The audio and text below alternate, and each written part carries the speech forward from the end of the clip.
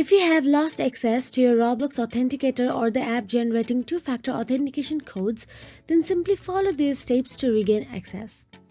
Firstly, when you first set up 2FA, Roblox provides backup codes.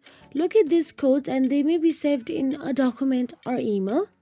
Log into Roblox using a backup code instead of an authenticator generated code. Then once done, the other method is to go to the any tab and write down Roblox support there. You can simply write down roblox.com/support, and here you have navigated to the Roblox support page.